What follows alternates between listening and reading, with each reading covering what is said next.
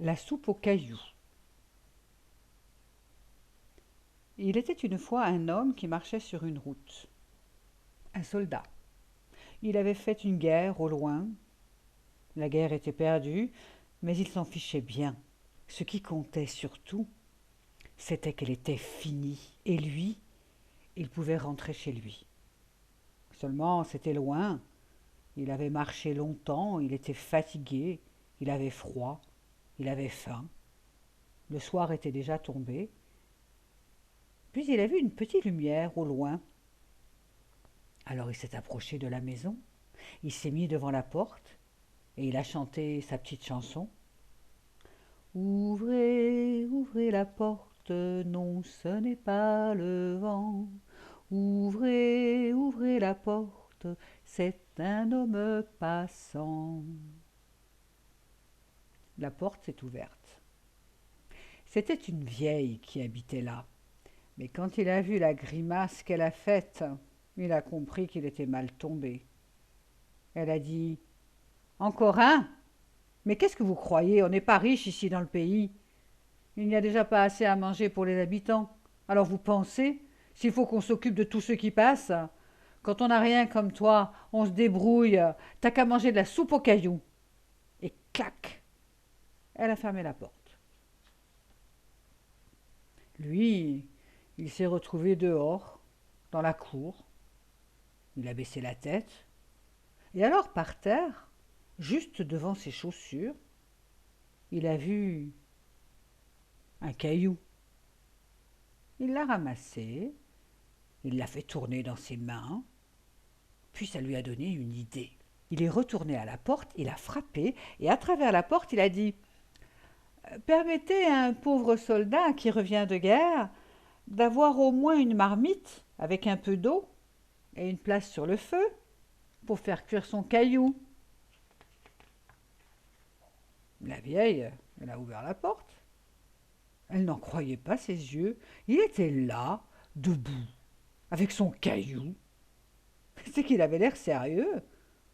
Alors elle est rentrée chez elle, elle a pris un chaudron, elle l'a rempli d'eau, elle a posé ça sur le feu et puis elle a dit: Voilà. Et lui, il est entré. Il a soulevé son caillou et plouf, il l'a laissé tomber dans l'eau. Elle s'est assise à côté à le regarder. Elle n'était pas très rassurée. Elle se disait: C'est un fou celui-là. Lui, il regardait son caillou. L'eau commençait à chanter, et puis il a vu bientôt des milliers de petites bulles d'argent qui sortaient de sous le ventre de son caillou et qui montaient en se dandinant. Et lui, il respirait ça. Ah ah, ça t'étonne, hein, la vieille, il a dit.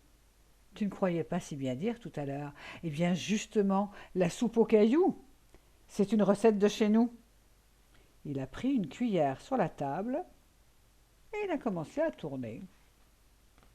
Il a tourné, il a goûté, puis il a dit: Ah tiens, c'est vrai ça, je me rappelle.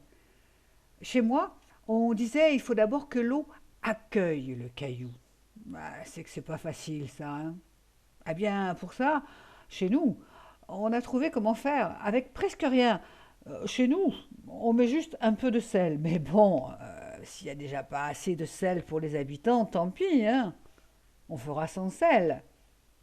Oh, elle a dit la vieille. Bon, bon, un peu de sel. Pas le diable quand même. Elle s'est levée. Elle est allée vers le mur. Elle a pris un peu de sel. Elle lui a donné et lui, fou, il a jeté ça dans la marmite. Et il a continué à tourner. Il a tourné, il a goûté, et alors, il y a eu tout à coup un parfum étrange qui s'est répandu dans la cuisine. Puis il a dit: Ça y est, je me rappelle. On disait aussi: Le meilleur, c'est ce qu'il y a à l'intérieur du caillou. Seulement, il faut aller le chercher, et ça, pour l'eau, c'est pas facile, hein. Oh, pour tourner autour d'un caillou, ça, elle sait faire, hein. Mais pour entrer à l'intérieur, il faut l'aider. Chez nous, au pays, pour aider l'eau, eh bien, on ajoute un oignon. Mais bon, oublions, hein. Oh, elle a dit la vieille, il faut pas exagérer. Un oignon, je vais voir. J'ai peut-être bien encore un oignon, moi. Elle va derrière, elle fouille, puis elle revient avec un oignon. Il l'épluche, il le pique au bout de son couteau, puis il le fait tourner sur le feu. Et une fois bien chaud, bien doré, il le prend dans sa main et crap, crap, crap, il le coupe et il le jette en pluie.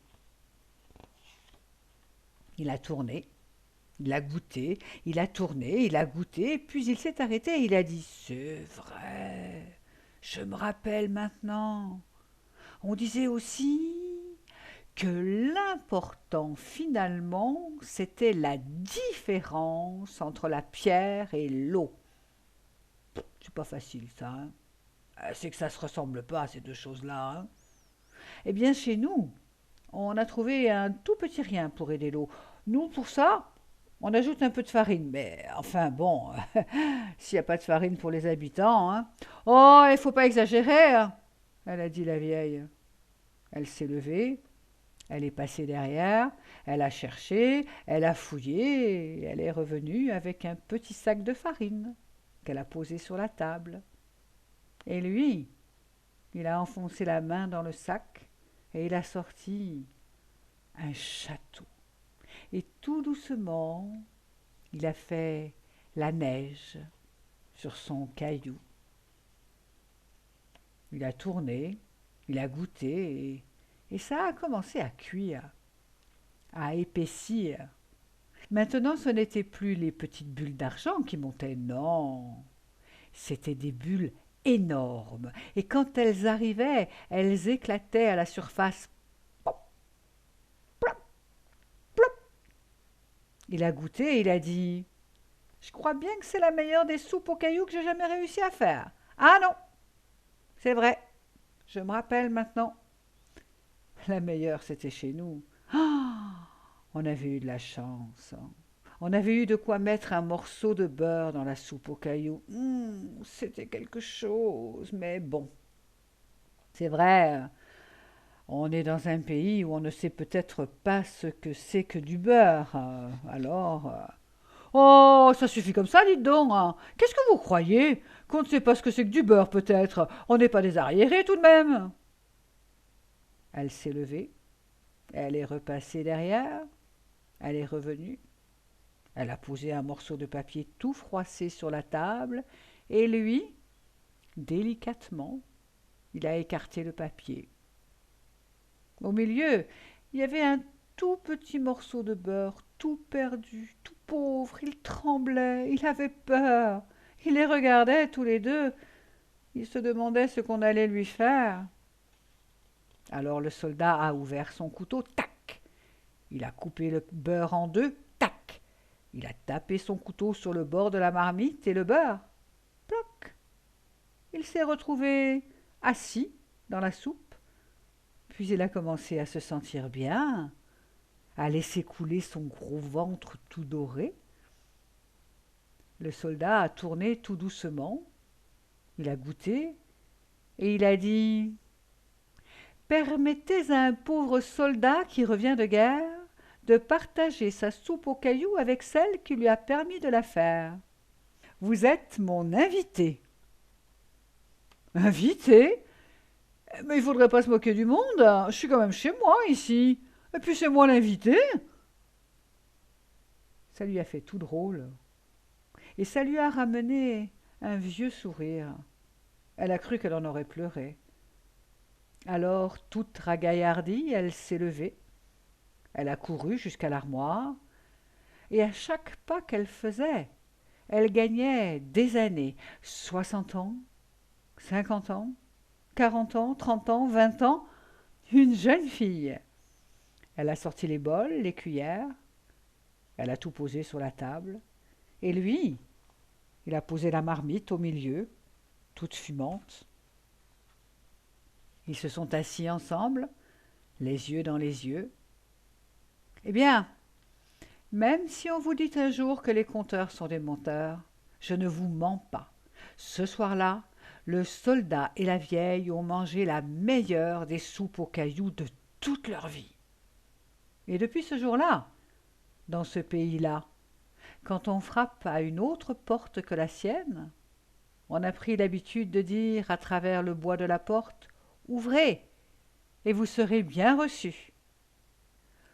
Ouvrez, ouvrez la porte, non, ce n'est pas le vent. Ouvrez, ouvrez la porte, c'est un homme passant.